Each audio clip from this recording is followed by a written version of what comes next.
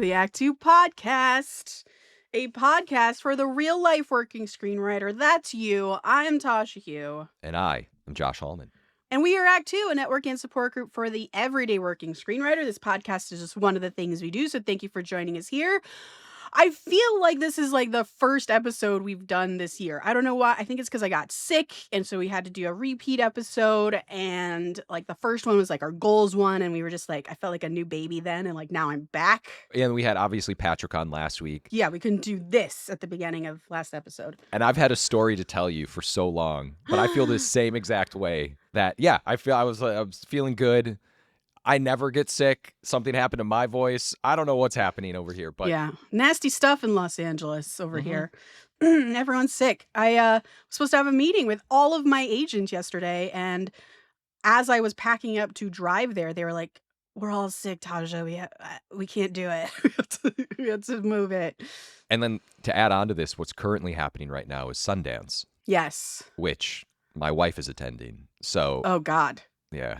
Wear a mask when she gets back. Shit, she's not allowed in the house. Yeah, she gets back. All the doors are locked, and there's a bed made up for her in the back room. I'm like, hey, babe, you're good. You're good in the back. I'll see you in 7 days. Yeah, so she's going. Who knows? We'll see what happens. I'm sure she'll have a blast. Yeah. Man, I wish I was going. Is it still in Park City this year? Yeah, so that's the thing. This is the last year that it's in Park City. So It's Okay. going to be like a party. Yeah. I know a lot of people who said they're going and they're like, all bets are off. I'm going to go party in Park City. This is our Right. last hurrah. And I went there 12. Have you been to Sundance? Yes. I have, yeah. You were in the Sundance Writing Lab. Yeah, I did their first ever Asian American Fellowship lab. I did that. Is it still going on? No idea. Okay. Did you have a good time? Yes. I used it as a vacation, to be honest, like a paid for vacation. I did not see as many movies as I maybe should have because it's so hard to get to movies. It's so snowy. Yeah. I'm a Southern California girl. Walking through snow is very difficult for me. Also, the weather is difficult for me. So I just kind of like enjoyed the coffee scene and then did the like programs I was supposed to do and just kind of like hung out with my friend Katie. I have a quick Sundance story. My first ever Sundance. I was there. I was having a good time. I was partying, and I bypassed a party because I saw that there was this movie showing at midnight. I never see midnight movies, which I knew nothing about, and all it said was unrelenting action. And I thought, I'm going to see this movie. And do you know what that movie was? What? The Raid. Oh, shit. That's cool. If you haven't seen The Raid, you have to see The Raid. It really is unrelenting action. It really is. I walked out as if I had just like had electricity pumped into my veins. I was just like, holy shit. I wanted to go write like just a pure action movie, which I did not do, which I should have. But that was it. And I was like, this was the greatest decision of my life. I love those like happy accident random things. That's so cool. That's a great story. I've got stuff to tell you, and I've got things to throw at you. Yeah, fuck the intro. Let's just get into This Week in Writing.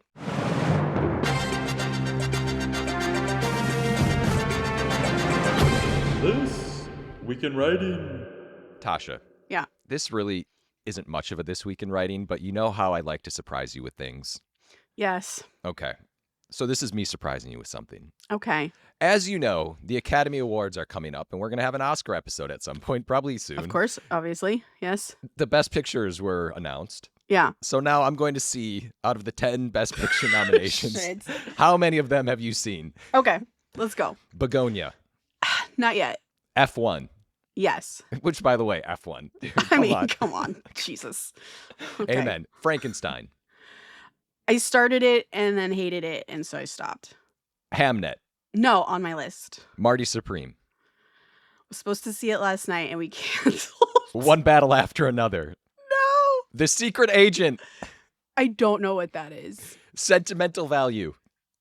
Also don't know what that is. Sinners. Yes! Train Dreams. Don't know what that is. 2 for 10. There are 10 Best Picture nominees? Yeah. It's interesting because we've obviously seen F1, Sinners. I mean, these are like awesome studio releases. Obviously, there's One Battle and Marty Supreme, stuff like that. But I don't know. I wish there was more studio movies in contention. I think Begonia being on there is, I mean, I guess, Poor Things was also, but it's like such a weird movie Yeah. that I appreciate that it's there. Yeah. F1 and Sinners feel like those wouldn't normally, that's not true about F1. Was Maverick? I don't know if Maverick was nominated, but it should have not been nominated and won. But I feel like F1 falls into that, like, this movie was incredible. It was well made. And this might be the best picture of the year. That's where I love that it's nominated because of how good it made everyone feel. You're a very good person. Do you know anyone who disliked F1? And tell me you did not dislike F1. I was going to say hated it, but that's too strong of a word. Wow. You didn't like Brad Pitt ripping around a racetrack? I love Brad Pitt. I had a dream the other night that Brad Pitt was my dad.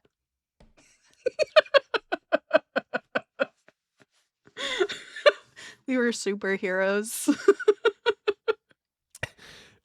I don't know. I don't know where to go with that. Why are you so red, Josh? Yeah, I'll talk to my therapist about it. No, that was great. That sounds like a great dream. No, to be fair to me, because I look like a moron right now, No. I will see all of these by the time we get to our episode because I want to see all of them. Life has just gotten in the way as No, it's hard. these have come out. So but they're all on the list. A lot of them are streaming already. It's happening. Yeah. I'm going to try to see 8 out of 10. Yeah. Okay. I'm going to try to see 10. 10 out of, yeah. I mean, we got reamed last year for doing our Oscar episode without having seen so many of the movies. And to be fair, I don't think that was like a super fair thing for that person to have said, because we're always going to do an Oscar episode regardless of our schedule. Yeah. But it's also kind of fair. Okay, listen, it's fair. But I do think there is something to be said about the fact that if we're not seeing them, we have to then say, well, why aren't we seeing them? Why have you not heard of one of the movies on the best Two of the movies, right? So is that an us problem who are around movies at all times? Or is this more of a bigger issue? And this is how I take blame off of us. I love this blame shifting that's happening because I buy it. Absolutely. Yeah. Okay. Give me all of that. I'm going to see all of them. And then when we do our Oscar episode, all those people who wrote us last year that said, I can't believe you do an episode and talk about movies you haven't seen, come on back. Yeah. All Okay. right. That just made me hot. I'm taking off my sweater. I'm thinking of Brad Pitt. Yeah. Exactly. Not your husband, Brad Pitt. Exactly. Which is extra weird because I shouldn't also say this on the podcast, but in college, I went to an all-women's school, and in the way our dorm rooms were, was like, there were like almost like a dumbbell, 2 rooms on either side, so it was my friend and I, and then like in the middle was a joint hallway, and we just, again, all-women's school, flooded the hallway with pictures of mostly Brad Pitt that was just like taken from magazines or That's something. not weird at all. So the fact that I am now dreaming about him as my dad, there are issues here that need to be discussed, but not on this podcast. No. Well, I probably have those same issues, but let's go on. You also dream about Brad Pitt. Of course. Okay.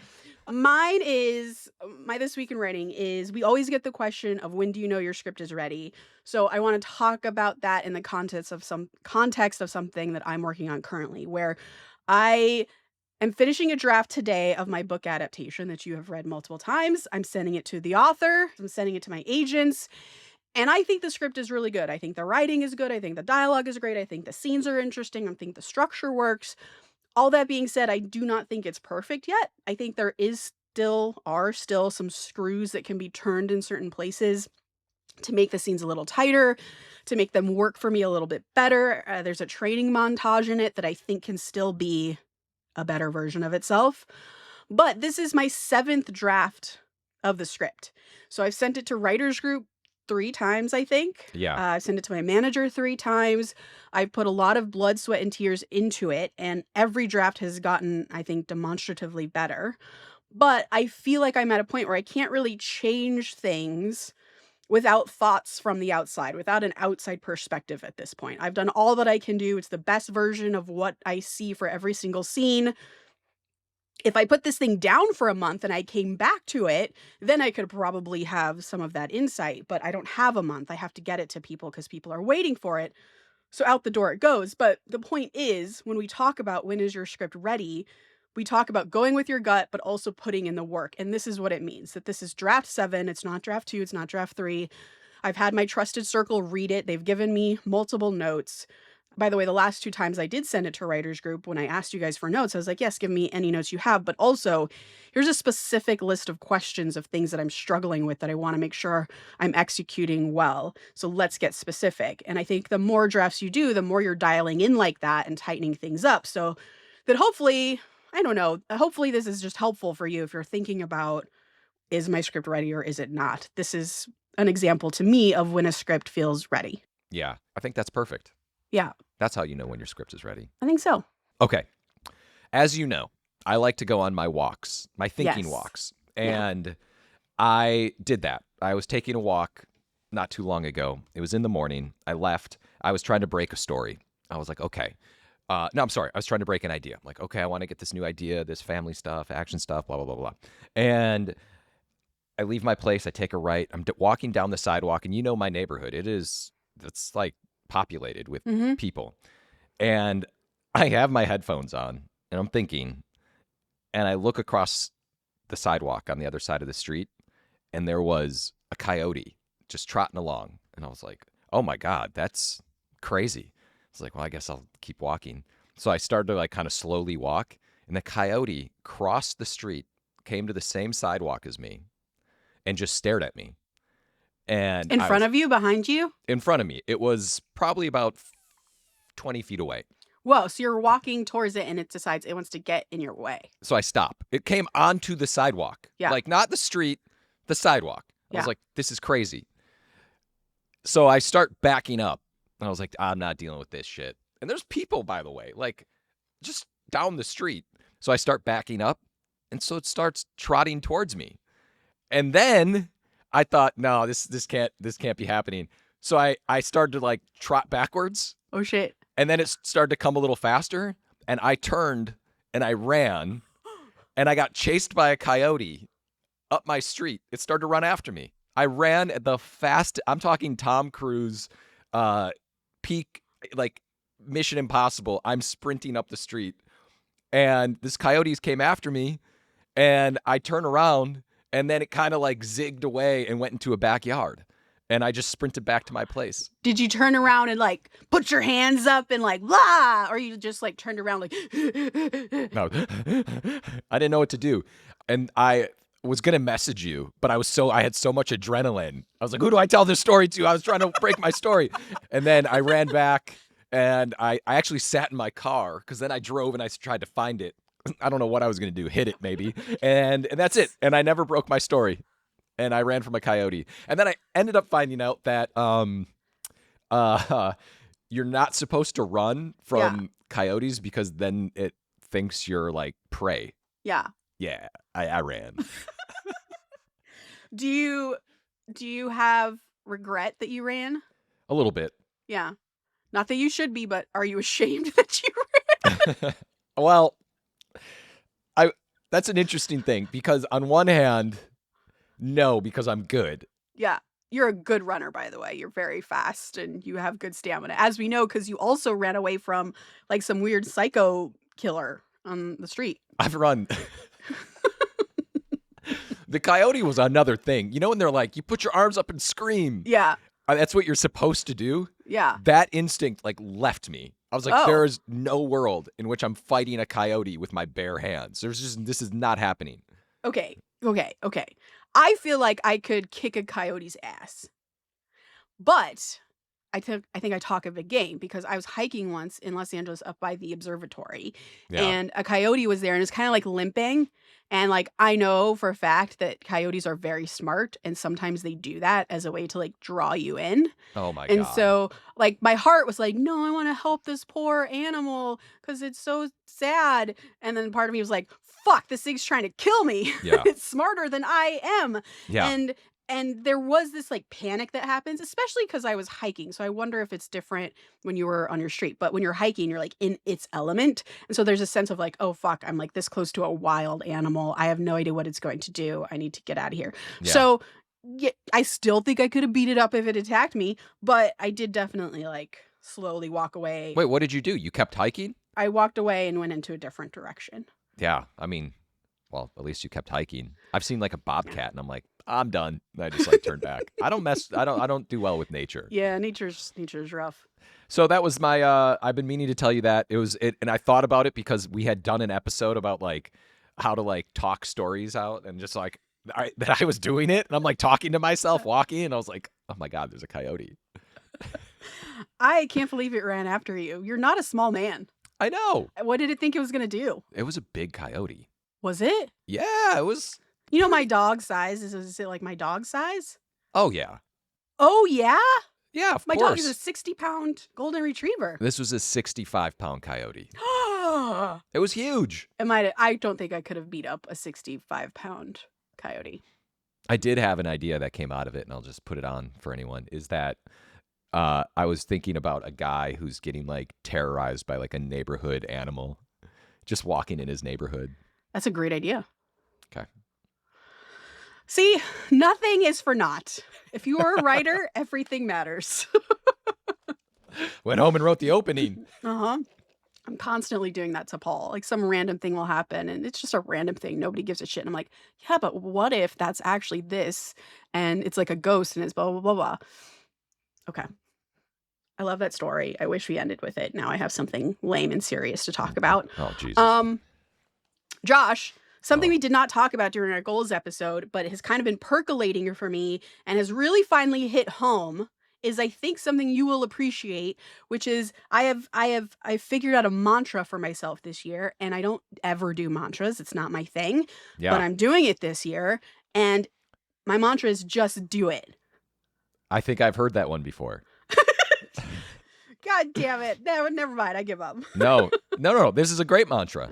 This is a great mantra. I am someone who I think is always working, and yet somehow I don't have a job on the horizon. I'm finishing a movie now, but like, I don't know, I have a spec I'm taking out, which we all know is no guarantee. I don't have a job lined up for this year. And it's because as screenwriters, 99% of us are freelance writers. We're gig workers, right? We pitch on a job, we try to get it.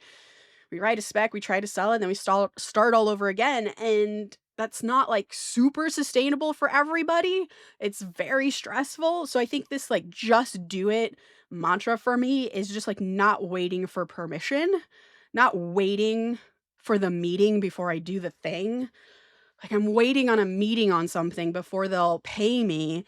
And the meeting is just to talk about something we both already know we want to do with this. So I'm just going to fucking write it and send it to you. And we don't even have to have the meeting.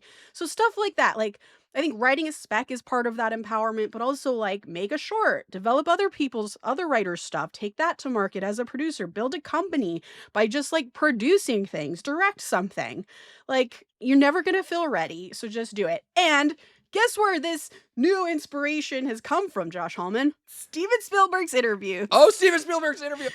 If they've taught me anything, it's been like, go in confident with the skills that you have, do the work you know how to do and are already good at, but still be aware that there is a lot you don't know, and that is totally okay. You're smart enough to figure it out as you go, and that's also okay. Don't be afraid to learn, because in Spielberg's interviews, he talks about looking back at movies he had just done, like a couple years before, and he's like, yeah, I would have done that completely different. He's not sorry. He's not like worrying about it. He's not like, oh no, that's going to ruin my career. He's just like, I'm proud of this aspect, but now that I have this perspective, I would change this part now. And that's just the way it is. I think the fear of making those mistakes doesn't stop him from taking the next job, which has been really inspiring for me as I'm reading these interviews. So that's it. That's my mantra. Just do it. We'll see if by the end of the year, this has made a difference, but I feel energized. I love it. I love this for you. I'm a big believer of this. You are. I think you just have to just do it and then figure it out later. Yes, trust yourself. You have to hold on to that mantra. Yes, I will. I sent you a message. You're like, oh, this is my mantra. I was watching this Walt Disney documentary, which is freaking amazing. It's it's the building of Disneyland. Yeah. It just came out on Disney Plus. It's also on YouTube. And I messaged you. He had a line right in the opening. He said, rather than talk to people about what I'm going to make, I'd rather make it and then go ahead and talk to them about it. Yeah. And I was like, come on. And even in the beginning of that, everyone was saying how crazy Walt Disney was. And he had this vision. He basically had like an IP vision of building Disneyland. And he was like, I bought land. I did this. I did that. And everyone's like, you built land in Anaheim? What Yeah. is going on right now? And he did it. He just did it. He just built it. Yeah. What's interesting is one of my agents who I'm closer with personally, we knew each other before he ever became my agent. He is very much a proponent of just do it. Just do it, just do it, just do it. The rest will come later. You'll figure it out as you go. And my other agents are all for like entrepreneurialism and ambition and all of those things, but like they sort of like there's something like a bit more traditional about what we talk about in terms of like how I'm going to proceed in the future. Whereas this other agent is like, fucking do this crazy thing, go and do this crazy thing, just try it. And then I learned that he comes from tech. His very early career, he had been in tech, and he's bounced all around. I mean, his first job was with a director, but then like, yeah, he went into tech, and he's like, that's just how they operate. And I Yeah. know you are always talking about, because you're amongst a lot of people in tech, that is such a like an entrepreneurial spirit that they just kind of have. Yeah. And I think that's something for us as writers to think about. I think the traditional path has always been you write a thing, you sell the thing, then you write a new thing and try to sell that thing.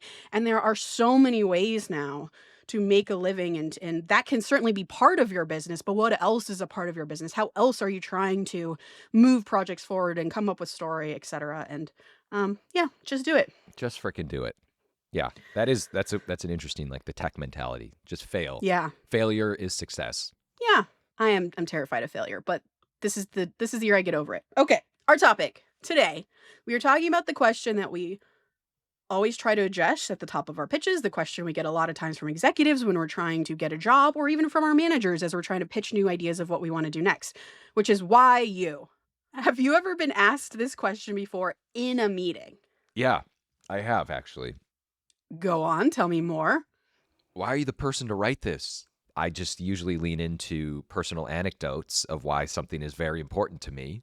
As an example, I have talked about things with my daughter, a relationship with her, relationship with my father. I've talked about ideas of like, it's just basically why it's something important to me. Yeah. That's it. Why? Yeah, why it's personal. Why it's personal. Absolutely. It is very important because, you know, we talk about this all the time is like, you can write any kind of script, but there has to be that emotional through line, like something you connect to. I'm not going to write some script about I can't even think like some fantastical thing without having it be some connective tissue to my life, because that's not what I write in, but it has to be real to you. Yeah, exactly. So why you? The question, what does it actually mean when someone asks you? I think if you're asked why you, what that person is really asking is not why should I hire you, which is what I thought when I first got this question in my career. I was like, oh, because I'm like a really hard worker. I'll hit my like, deadlines. No, chick, get out of this room. It's not why they should pick you over someone else. Why you means exactly what Josh is saying, which is why are you the right person to tell this particular story? And I think, for example, in the most basic sense, I'm better suited to write a movie about girls who ride horses because I grew up riding horses. This is a world I know. I've lived through it. If Josh was pitching on a movie about girls riding horses, I think you'd have to stretch credulity to justify why you're the right person for this job and why it should be you and not me. On the other hand, if there was a movie about a father raising a daughter and I went up for that job, I have a much looser why me than Josh might. So that's like, again, just like 50,000 foot view. That's the basic idea. But I think this is also where the why you question gets interesting, because let's say it is a movie about a father raising a daughter. I don't have a daughter. I'm not a father, but I am a daughter who has a father. So now my approach to that story is going to be very different from Josh's. So these executives are going to get two very different stories. I'm just going to come at this movie from a very different perspective. And I'm going to bring in issues or elements of my own relationship with my father and what I think about being a father, about him raising me. All of that stuff is going to come into my story. While Josh's approach is going to be completely different. It'll be super personal to his own experiences about raising his daughter. So we may be pitching on the same exact movie, but we'll have completely different stories and completely different ends and points of view. And simply in the fact that we are coming at it with these different approaches, that answers the why you question for the executive. Yeah. It's a tricky one, but it's really interesting too because I've heard people say why they are the right person for the job, and that connectivity to character really does make a difference. Like when I hear you say to me, well, I rode horses when I was younger, and you're already kind of building the story about you as the writer, being like, yes, Tasha is the right person to write this. She knows where this character is going. She knows how to tackle this. It just makes a very big difference, in my opinion. It does. And I've definitely been submitted things or have gone up for jobs. Usually, I mean, still now, of course, but like for the like in my early career, I did this a lot where I'd go up for jobs where I didn't care about anything about it. Like I didn't, the book sucked. The idea that the executive has sucks. There's nothing there. I don't see it as a movie, but I need a job. So like I'm going to go pitch to this.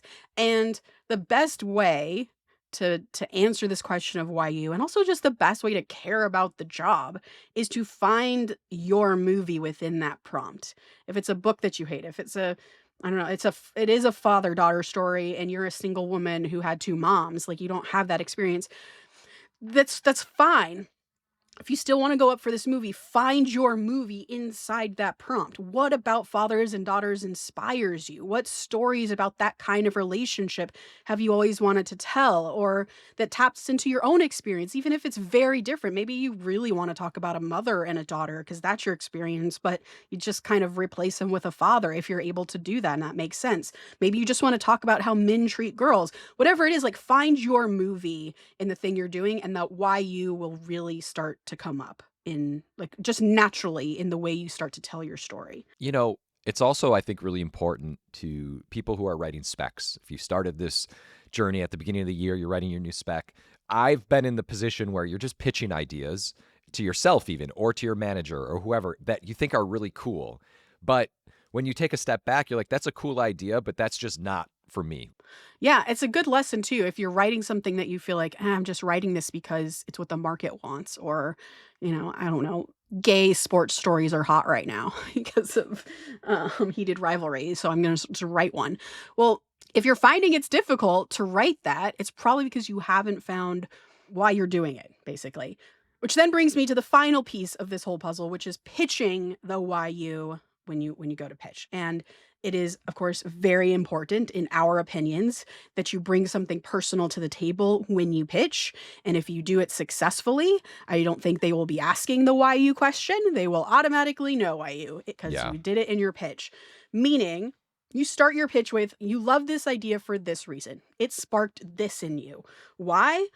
Because you've always had this relationship about such and such. You've also lost your mother, and so did the main character. And these are the things that I felt, and these are the things that I feel are important to talk about. Or I always rode horses as a kid, whatever the fuck it is.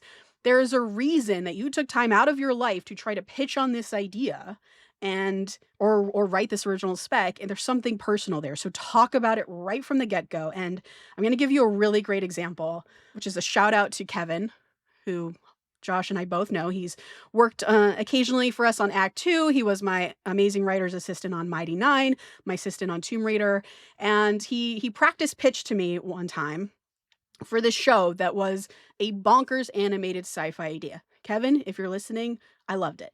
But your opening was really what I want to talk about, where he talks about how he visits his family on holidays and how kind of contentious it maybe has gotten. That was the jumping off point for this really bonkers animated sci-fi idea, which at the heart is just about two very different points of view on the world tearing this family apart. And now, if I'm listening to that as an executive, I'm in. I understand that. The pitch can absolutely go off the rails and be totally insane story-wise, but it has me hooked because I can relate to what he's just talking about. And also what's part of that hook is that I immediately know that this story is driven by something personal. There's a North Star for Kevin as he's writing this. So if I'm an executive who's going to greenlight a show like this, I know that there is something he will be writing to for multiple seasons. And this is what it's altogether about and why he's the person to talk about it, because he's dealing with it right now in his life. Yeah. So I do that. Josh, I know you do that on every pitch. You start with why I love this idea. What elements of this idea do I want to highlight because of what I loved about it? Where is the personal thing that I found in this that makes me the only person who could write it? And If you do that, you'll never be asked why you. Why you? Why you?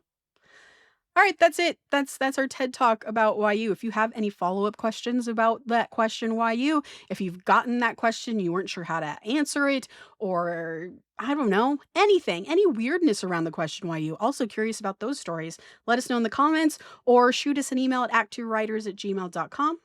Quote of the day. Mm-hmm. You don't need an idea to start a story. You just need a sentence. Where does that sentence come from? Wherever. It doesn't have to be anything special. It will become something special over time as you keep reacting to it. George Saunders.